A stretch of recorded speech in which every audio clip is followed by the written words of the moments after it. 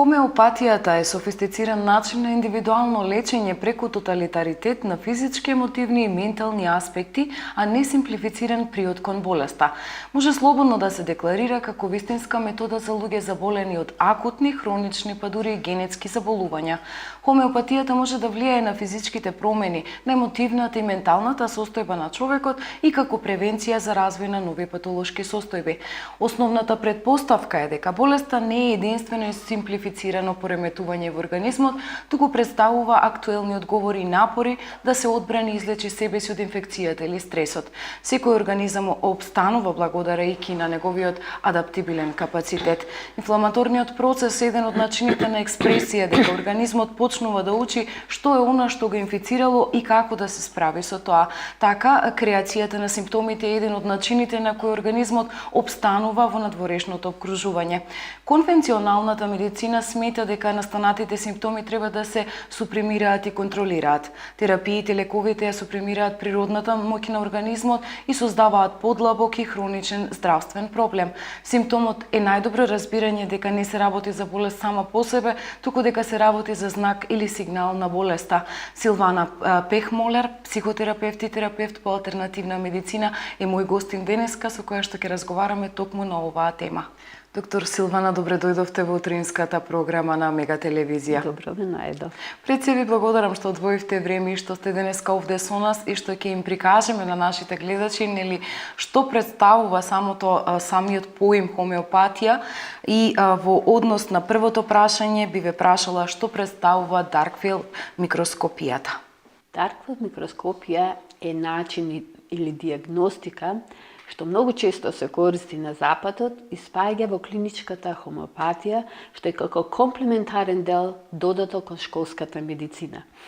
Оваа микроскопија или така наречената микроскопија со темен микроскоп, диагностика, е сознание на доктор Гюнтер Ендрелайн од Германија, каде што 1914 година, испитувајќи капка крв, капка жива крв, сознава дека во самата клетка или самиот еритроцит гледа мали битија што се наравно микроскопски треба да се видат и тие битија се размножуваат, ја менуваат формата, што ги нарекува симбионти. Од една страна, кога ги има во мала или нормална големина, тие прават симбиоза во телото. Меѓутоа, кога ќе почнат да се размножуваат и ја менуваат својата форма, можат од апатогена форма да станат и додат во патогена форма и тогаш да направат дисбаланс во телото и да направат киселост во целиот организам.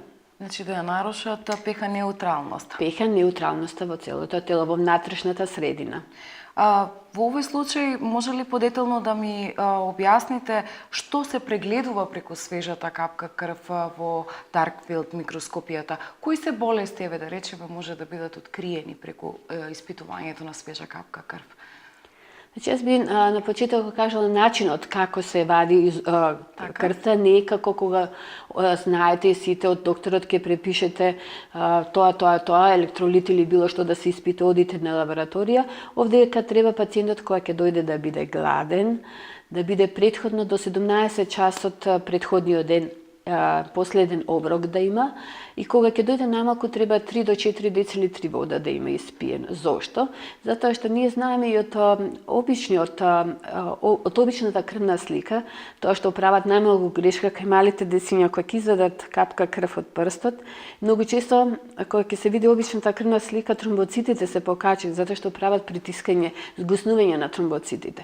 Затоа јас препорачувам секогаш претходно да има доста вода пиене пред да дојдат кај мене. Кога доаѓаат кај мене, ги мијат рацете, вадиме од јаболчницата на прстот, зимаме капка крв и таа е капка жива крв. Јас не ја бојам со ништо, се става на плочката на микроскопот и пациентот има можност сам да ја навидува состојбата на самиот екран од компјутерот. Дали секаков дисбаланс во организмот може да се забележи со Даркфилд микроскопијата? Со темниот микроскоп многу работи можат однапред да се видат, затоа е една многу добра метода. Значи, пред да настане која е болест, многу често ми се случува кога јас ќе кажам на пациенти дека гледам големо закиселување, поместување на pH вредноста во мускулите, во сврсното ткиво, или кога има дисбаланс во електролитите, или кога има тешки метали, еве го и одговорот на претходното прашање. Значи, ако велам не направите ништо, да работите на базата во телото, да добиете база во организмот, за пола до една година ќе ги имате првите симптоми што ќе се манифестираат на бобрезите или на црниот дроб. Тие во меѓувреме се, наравно малку се недоверба, меѓутоа може да се врата за пола година и да каже докторке, знаете дека тоа што ми го кажавте пред пола година сега имам песок во бобрезите или така натаму. Кажете ми, од кога кај нас постои овој метод и од кога може да го добијат нели самите луѓе, пациенти потенцијални? Јас сум тука од 2009, значи имам учена во Германија, имам работена во Германија во такви клиники. И од 2009-2010 може да се пациенти доаѓаат во Скопје, во моето советувалиште и го прават ова испитување.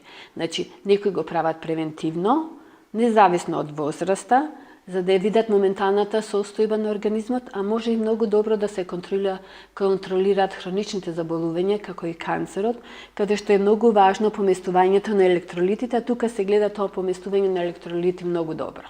Кога сме кај ова прашање, вишокот или дефицитот на кои состојки може да се прикаже преку Dark Field микроскопијата?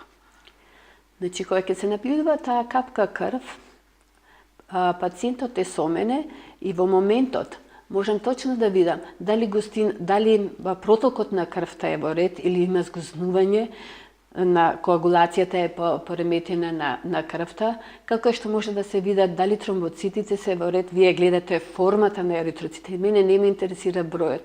Мене ме интересира леукоцитите, од леукоцитите кои леукоцити, за да видам како функционира одбранбениот систем.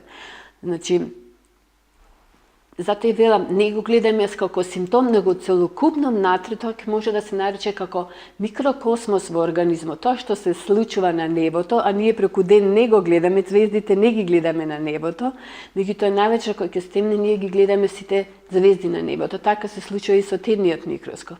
Значи, позадината е темна, крвната плазма е темна, а објектите што треба да ги видиме, еритроцити и се друго, ги имаме во светла форма и може точно да се види движењето.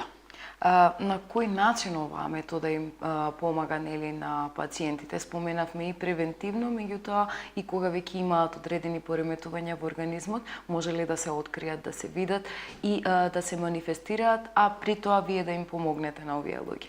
Секако, од кога ќе се набљудува, јас првите неколку минути или еден час заедно набљудувам крвта со пациентите, а после, тоа е мојата пракса или во Германија, така исто сум работела, освен уште 2-3 дена да се набљудува крвта. Зошто? Затоа што кога ќе се извади крвта и се стави на плочката, после еден период во самиот еритроцит има недостаток на кислород, тоа што се случува и во нашиот организам. Со недостаток на кислород доаѓа до киселост и автоматски со температурата што е во самата просторија доаѓа до закиселеност и тогаш во тој момент веќе паразитот што го спомнав на самиот почеток, што моментално живее во самиот еритроцит, тој мора да излезе од еритроцитот и е во крвната плазма. И за мене, јас веќе гледам што се случува. Многу работи што не може да се откријат или кога има потешкоти школската медицина, како што се токсините, најчесто кај деците, кога имаат високо АСТ, антистрептолизин тест. Тие го гледат антистрептолизин тест, меѓутоа токсинот не се гледа често, или кога ќе одите на лекар и испитате крв, вие не го гледате токсинот на стрептококот. А тука затоа што бактеријата, таа е безклеточна, станува безклеточна бактерија, јас таа ја гледам и можам точно да кажам како да се пациентот лекува. Има 4 степени на лекување. Првата и основна е, пред да се почне со било каков совет и лекување, треба да се направи база во телото. Базата знаеме како се прави. Базата се прави, има еден многу добар производ, се вика Санумалкала.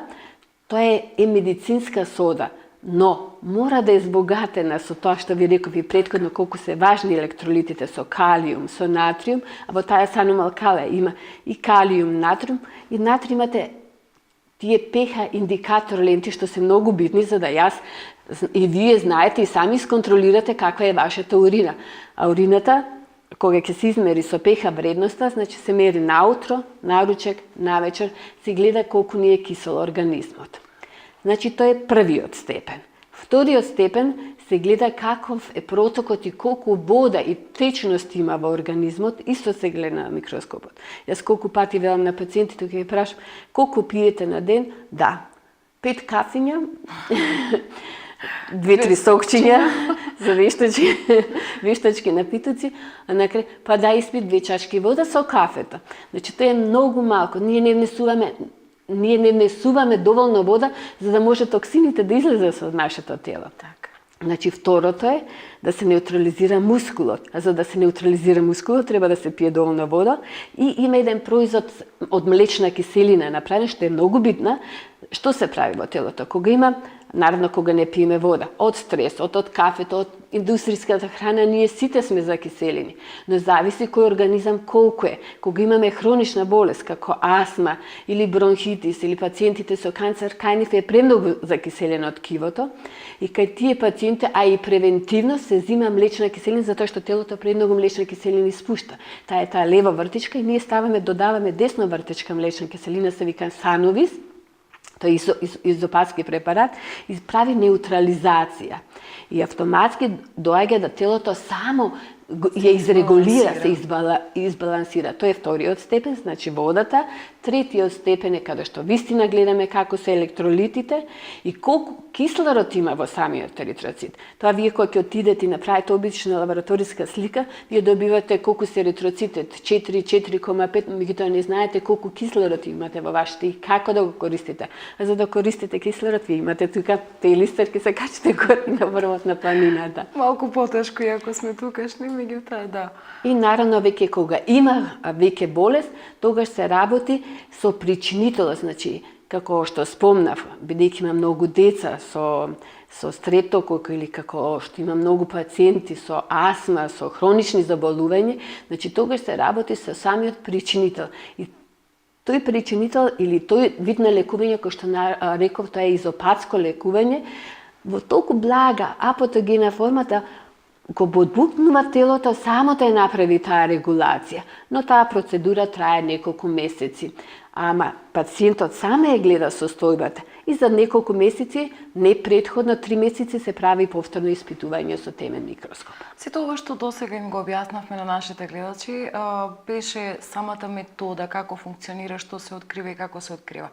Меѓутоа, откако ќе биде поставена диагнозата, кажете ми дали понатаму се продолжува со ваквиот начин на хомеопатско лекување? Секако. Овој начин, значи кој што реков, изопатскиот начин на лекување, трпи заедно да се зимаат лекови и од школската медицина, значи да се зима паралелно. За да со тек на време, кога веќе телото почнува да имунитетот да му се дига и да прави своја регулација, дел по дел да ги намалува синтетичките алопатските лекови, а да се задржи на хомеопатските лекови за со тек на време и хомеопатските да ги свали, за да може целокупно да дојде излекување не само на телото, него и на духот и на душата на пациентот. Затоа што некогаш можеме ние да дадеме и хомеопатски, изопатски лек, ние можеме алопатски лек. Меѓутоа, ако неговата витална сила, неговата животна енергија има растројство, има дисбаланс, тогаш ништо не сме направиле.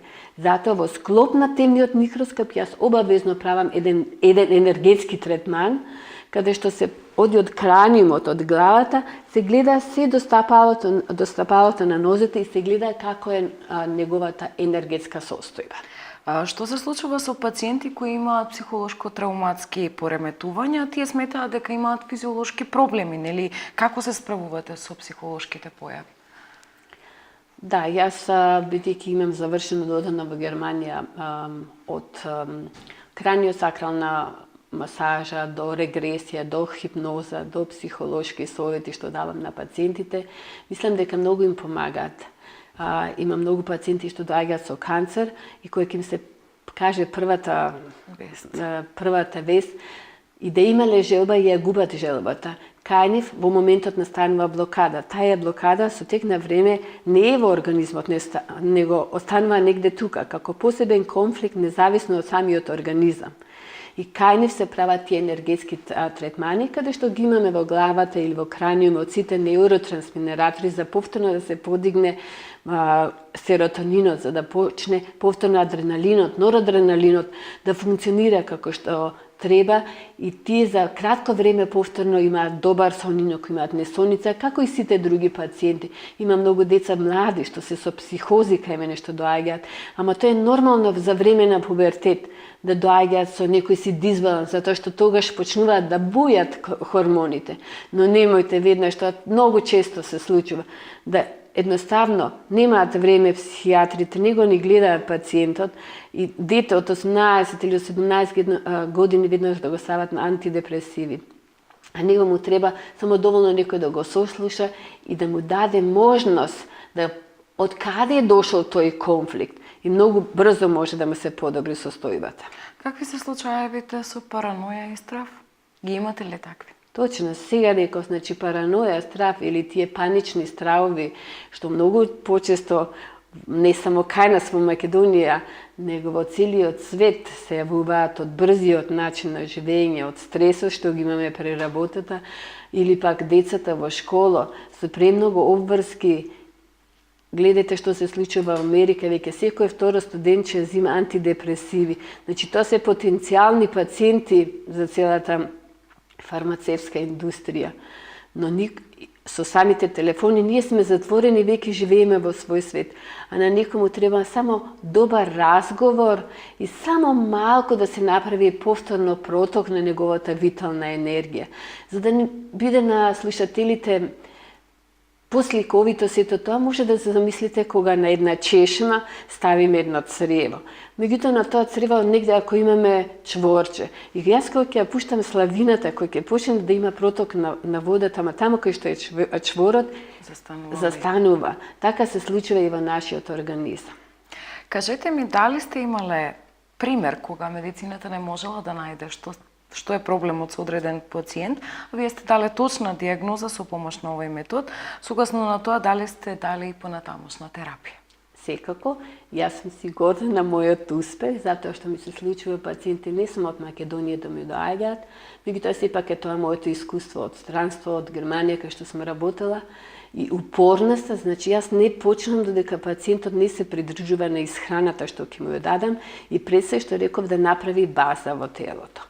А потоа најчесто пациентите со хронични заболувања или со астма или бронхијална астма или лекарите, педијатри, скоро сите што ги испраќаат пациентите децава со стрептокока, каде што година дена ги лечат со оспен, јас за 45 дена до 60 дена тие веќе немаат стрептокока. За мене тој е голем успех, а не само за мене, за родителите уште повеќе, за да не го труја тој млад организам, каде што ќе направи тотален дисбаланс на цревата и понатаму се намалува имунитетот. Кога ќе видам, кога ќе дојдат, верувајте, имаат понекогаш по 3-4 кортикоспреи. На мало дете веднаш мораш ти да взимаш таков спреј онаков, значи и тоа каде што зборувам по една година ги взимаат тие спреови. Кај нив за 2-3 месеци тие веќе не користат никакви кортикоспреови. Баш ми е мило. Кажете ми, дали терапиите кои ги давате вклучуваат можност за користење и медикаменти или хомеопатските третмани апсолутно ги исклучуваат медикаментите? Токму ова нели вие што го работите? За каков вид медикаменти станува збор пред се? Значи, сакам тука малку да појаснам. Како што реков, во клиничката хомеопатија е дозволено паралелно или мојот став исто тако. Значи, јас не можам на дете кој ќе ми дојде или на возрастен, ако веќе зима 3-4 антидепресиви, јас да му речам стоп. Првен не ми смее, мојата медицинска етика не ми дозвола и не треба да се направи. Но со тек на време, паралелно, кога се зима и едниот и другиот лек, со тек на време го исфрла едниот лек и се навикнува на овој лек, каде што нема никаква зависност и никакви контраиндикации. Така и при антибиотик кога се дава, кога гледаме дека во моменталната акутна фаза може треба некој синтетички антибиотик да се даде. Има ли нуспојави тука со самото прекинување или исфрлање на едниот и вовет, нели, на хомеопатски медикаменти? Ако се дава паралелно или во исто време, ако се дава едниот и другиот? Неважно и во двата случаи каков исходот. Значи, исходот, ако се дава, знаете и сами, сигурно младите мајки ќе ме поддржат во сето тоа, кога ќе се даде антибиотика и нас се дава туку така, еве сега, например, се време на настинки и мисля дека настинките треба да се лекуваат со антибиотици. Со антибиотици на секоја мајка може, не на секоја, таа што ќе побара може ќе се даде за регулирање на цревната флора, некој додатно лечење, некој не, детето веќе ствара кандида и така натаму. Значи, кај синтетичките антибиотици има многу нуспојави и антибиотиците прават, например, да се изфрлаат тие токсини, а тие се тие ендотоксини што понатаму прават многу голем дисбаланс во телото. Додека во изопатските лекови или хомеопатските лекови има таков природен антибиотик, изопатски антибиотик, што е направен од пеницилинска габа, ама нема пеницилинска киселина, нотакел се вика. Значи, тој, например, кога се дава, може и пациент што веќе што има анафилактичен шок и што има голема алергиска реакција да го користи тој антибиотик затоа што нема пеницилинска киселина и нема никакви контраиндикации. Кај него, например, како сега што се случи, мајката што детето и добила голем анафилактичен шок од оспен, каде што понатаму продолжува со нотакело да се лечи и наравно за стрептокока добива уште еден токсин што се вика санокелестреп и детето прекрасно ја помина терапијата и за 30 дена беше излечено. Значи ли ова дека Darkfield микроскопијата ја препорачувате и за деца? Секако. Секако не само јас, него сегде на Запад се препорачува и ви реков дека во многу клиники тоа е платено од болничката каса и се користи на секаде. Дали е Холандија, Германија, Австрија, во сите тие земји. Кому се би му препорачале нели да се подвигне на ваков тест да се направи? Има ли одредена категорија за која што сте вие најповеќе заинтересирани или можеби секој еден човек кој што се грижи за своето здравје е добре дојден кај вас, да дојде да го побара овој тест да биде направен и да биде начисто со својот организам, што се случува и како се случува? Јас го препорачувам на сите да го користат барем еднаш во годината да го направат ова испитување, за да се види нивната состојба, киселоста во организмот. Зошто? Уште еднаш ќе ви кажам.